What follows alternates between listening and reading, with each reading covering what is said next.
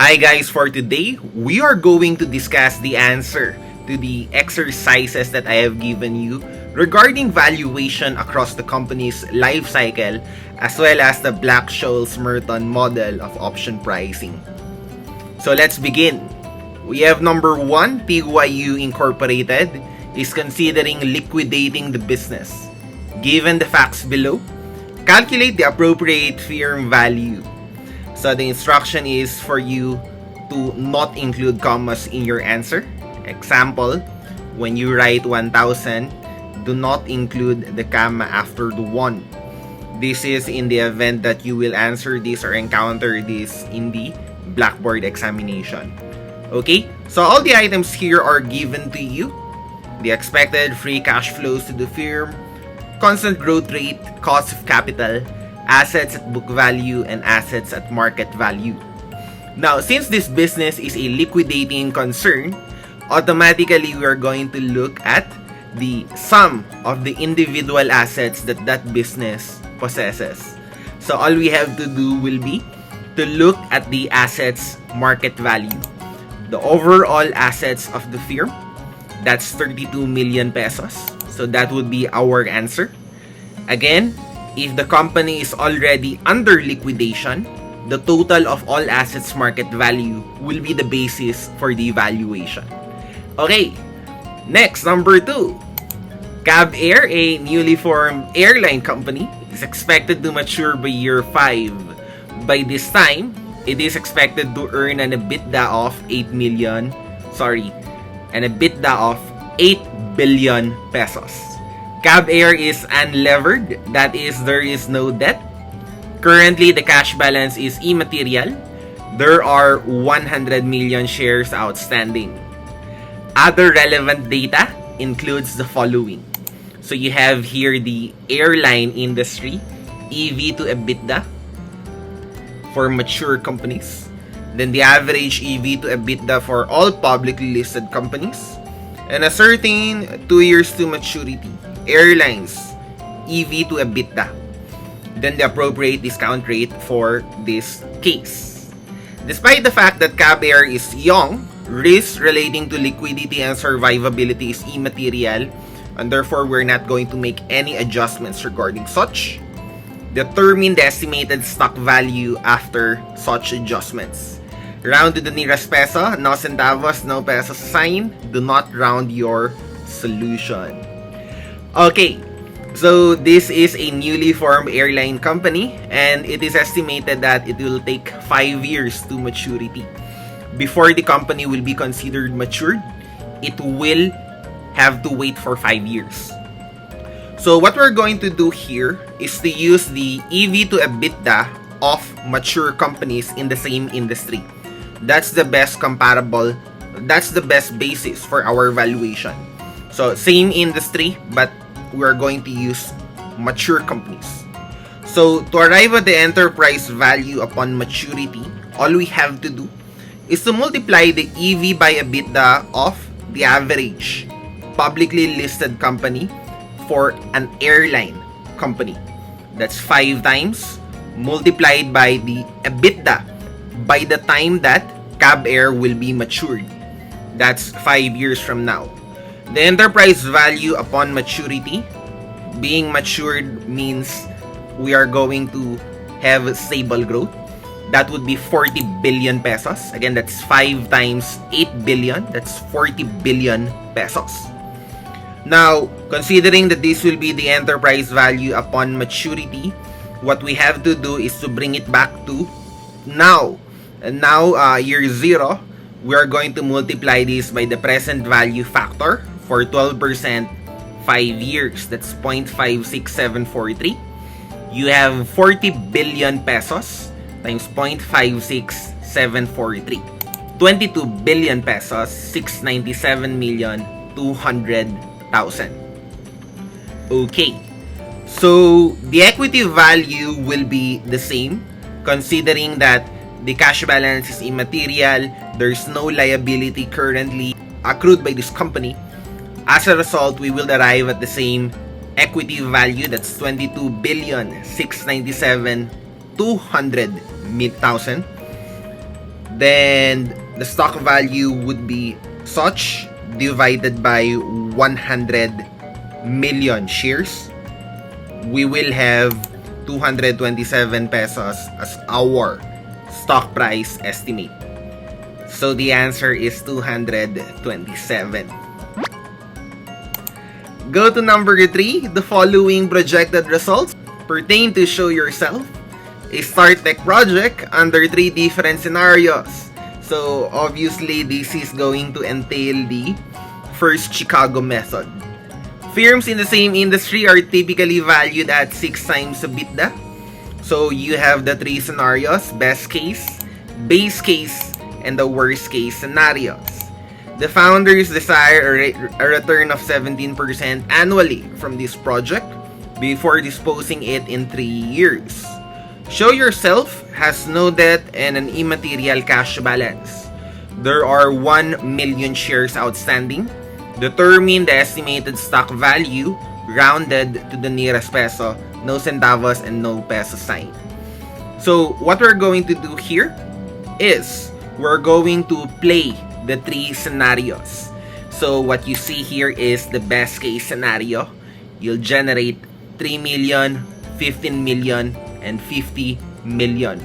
Then the EBITDA by year 3 is expected to be 20 million. 20 times 6. By that time, we expect that the company would sell 6 times the EBITDA. So 6 times 20, that's 120 million. So you would be able to generate the future cash flows for years 1, 2, and 3 for the best case scenario. Take the present value using the appropriate discount rate 17%. You have 119.66 million pesos. Base case scenario, this is the most likely. Cash flows of 2 million, 10 million, and 30 million are projected for the next 3 years. And then, come year 3, it is expected that we can sell the business for 6 times the EBITDA. In this scenario, we expect that it's only 10 million pesos, giving you a total of 90 million pesos for year 3. Taking the present value of all of this, 17%, 65.21 million. Then you have the worst case scenario. We will generate 2 million, 3 million, and negative 1 million respectively for the next 3 years. And then in this scenario, there would be a negative EBITDA. So we are not expected to sell the business considering that this is a failure.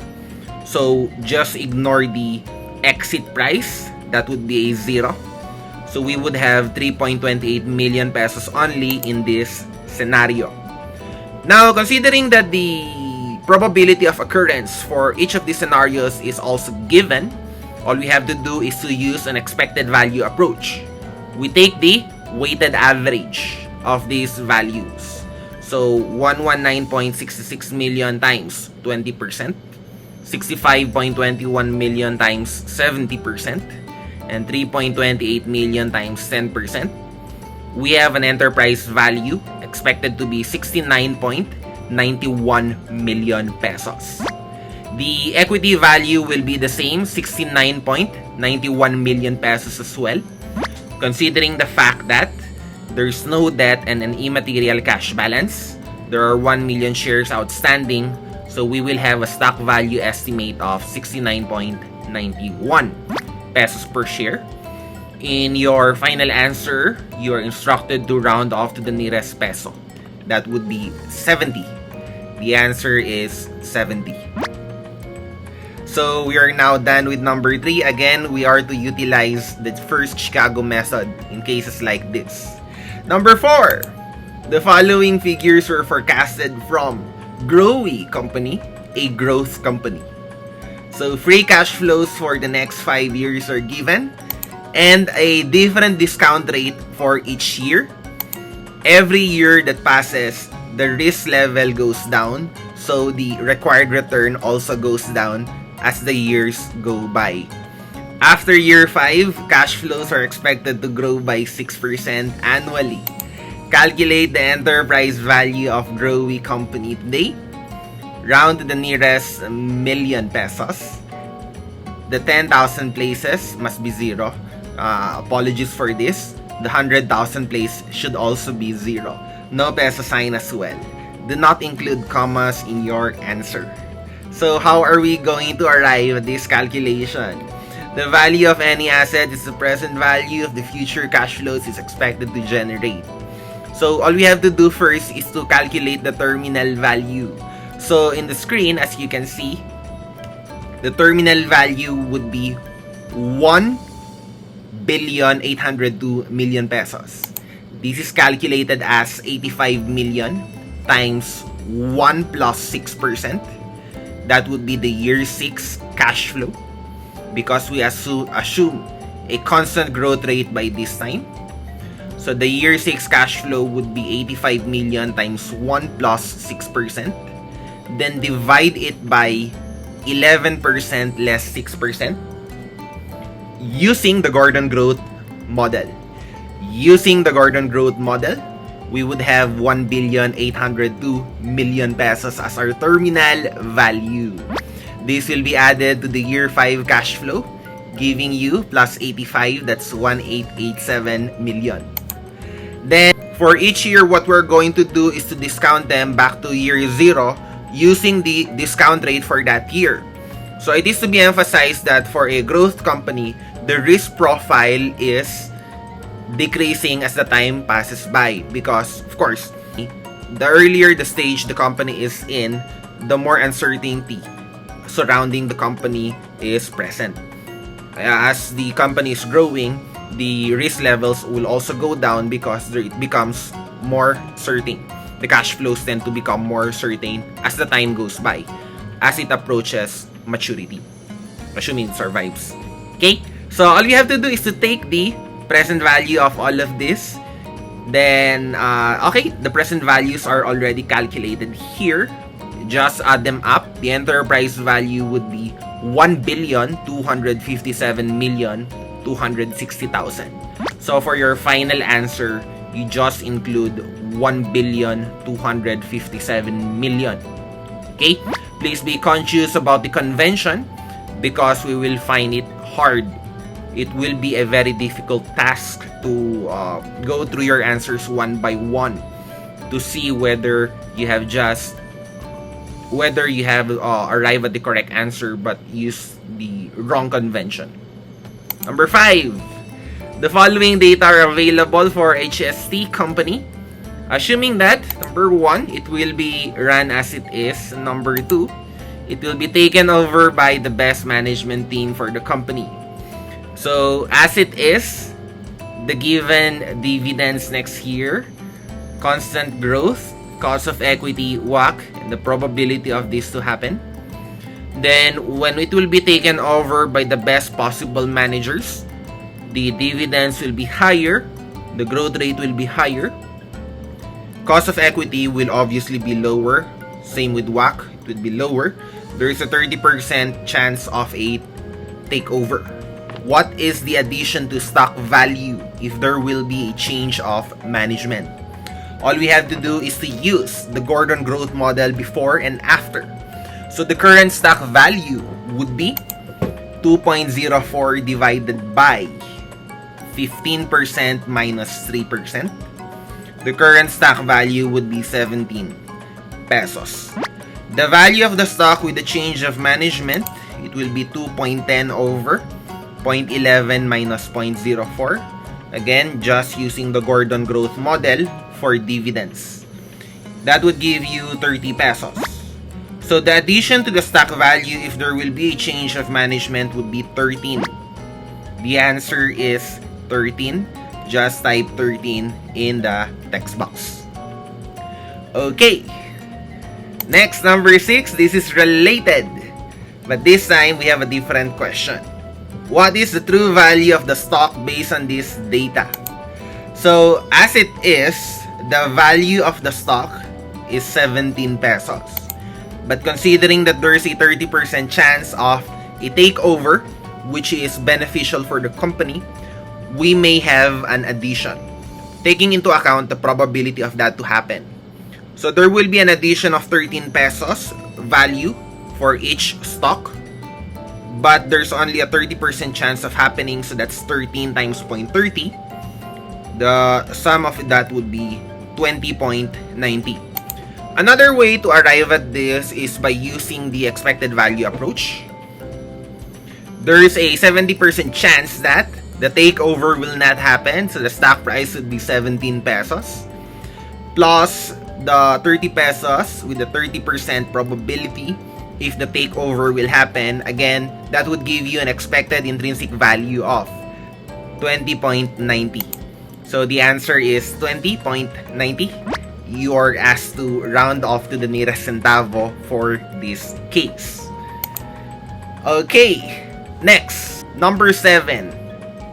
A Car Oil, a distressed refining company, has a chance to pivot back to viability 3 years from now. By that time, it is expected to earn an EBITDA of 5 billion pesos should success happen. Car Oil is unlevered, there is no debt. Currently, the cash balance is immaterial. 100 million shares outstanding. Other relevant data also included here. But this time, this is a company in distress. This is a company in its decline. It's trying to survive for the next few years by pivoting, changing its way of doing business. For this case, in the event of liquidation, the shareholders are not expected to receive anything. So should failure happen, there would be zero value. Remember, as per law, should the company be liquidated, the shareholders will not be liable to pay for any unsatisfied outstanding debts of the company. Round to the nearest peso, no centavos and no peso sign. So what's the intrinsic value 3 years from now? That would be 5 times the EBITDA. So the intrinsic value 3 years from now would be 250 pesos. So to arrive at the intrinsic value now, assuming survival would happen, that would be 250 times 0.75131. Taking the present value, that's 187.83. So the stock value is 187.83 if it will survive. But accordingly, the probability of turning around the business back to normal is only 17%. Again, using an expected value approach, we have to consider the chance that the remainder, the probability of 83% probability, there would be no intrinsic value. So again, using an expected value approach, that's 187.83 times 17% plus 0 times 83%, that would give you 31.93. Nearest peso, the answer is 32. Just type 32. Okay, that's for number 7. Let's go to number 8. This time, we're going to use the Black-Scholes Merton option pricing model. Lisa Company's stock price is currently 30.25. A 6-month call option on Lisa stock has a strike price of 25 pesos. Expected volatility of 40%. That is, the expected standard deviation is 40%. The risk-free rate is 6%. According to the BSM option pricing model, what is the value of the option? So these are the relevant formulae for the Black-Scholes Merton model. Okay, so the key thing that you should know, the key point that you should understand for the Black-Scholes Merton model is that you have to arrive for the D sub 1 and D sub 2. The normal distribution, D sub 1 and D sub 2. Okay, so we're going to refer to this Excel sheet. So the given data are as follows. The stock price is currently 30 pesos.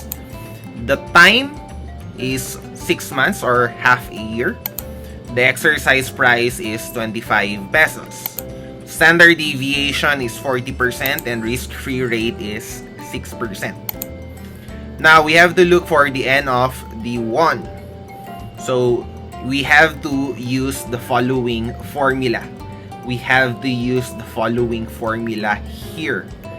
So it is ln of P over X plus R sub F, the risk-free rate, plus the variance over 2, quantity times time divided by standard deviation times the square root of time.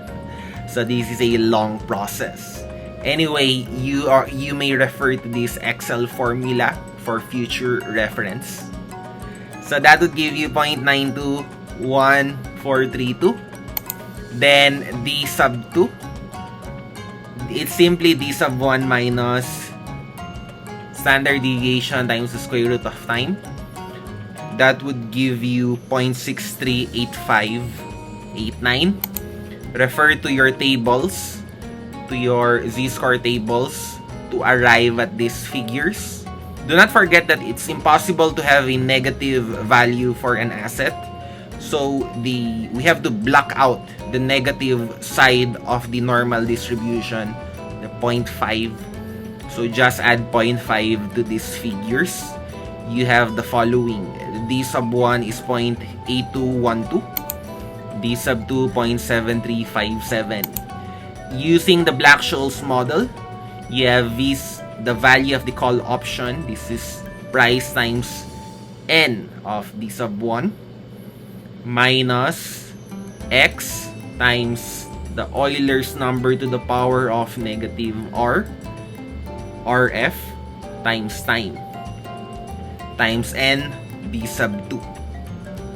So that would give you 6.99 when you do it right. Again, you may refer to this formula, Excel formula, for future reference. That's your option value. So you're instructed to round off to the nearest peso. The correct answer is 7. You're instructed to round off to the nearest peso, so the answer must be 7. Okay, so that's all for the Black-Scholes-Merton option pricing model. Next, we have the binomial model. I will go to number 10 before number 9. Number 10, the common stocks of BSM Inc. currently sell for 38 pesos. There is a call option on the stock with an exercise or strike price of 40. At the end of year 1, there is a 50% chance that the price will be 35 pesos. Another 50% chance it will be 55. The risk-free rate of return is 5%. What is the value of the riskless hedge portfolio today? So, what would be our first step? So, determine the stock price possible at the end of the period. We have 35 or 55 pesos. Now, considering the strike price is 40 pesos, the call option will not be exercised if the stock price will be 35. So it has a 0 exercise value. But whenever it becomes 55, it will be exercised. So it will have 15. Now, the issue here is that the range of the stock prices is 20 pesos, while the range of the exercise value possible by year end is 15 pesos. So what we are going to do is to create a riskless hedge. How are we going to do it? Divide the range of the exercise value by the range of the possible stock prices at the end of the period. So that's 15 over 20. What we need to do is to pair 0.75 of a stock, that's 75% of a stock, and sell one call option for this. If we do this, we will have a riskless hedge. Meaning to say, we bought the stock, we can sell it at a price, at a certain price in the future. Okay? So we call this a riskless hedge. So the scenario 1 is that our stock will be only 35 pesos. So 35 pesos times 0.75. We will only have 26.25 pesos. Now, unfortunately, in our case, we are the seller of the option. Fortunately for us, the option will not be exercised. So 26.25 will be the value of the riskless hedge portfolio. Scenario 2, it will become 55. Then 75% of one stock would be 41.25. Since we sold one call option for every 75% of a stock, so we will lose 15 pesos because the buyer of that option will exercise it against us. So 41.25 minus 15, you have 26.25. So the riskless portfolio will have a value of 26.25 1 year from now. Now, if we are to take its value today, it's 26.25 divided by 1.04. The value of the portfolio today is 25.24. So the answer is 25 pesos, or simply 25. You just have to type 25. That's the answer. Okay, going to number 9, you have the same case, but the question is, what is the value of the option? So the value of the option will be the difference between the value of the stock price times 0.75. It's 28.50. 75% of the stock price is 28.50. Then we will sell a call option. From the eyes of the buyer, it seems that it is valued at 350. So to the nearest centavo, answer is 3.50. 3.50. Okay, that is the value of the call option. So that's it for our exercise on the valuation across the life cycle, as well as the valuation of options. So thank you for listening, and I hope you will enjoy the rest of this episode.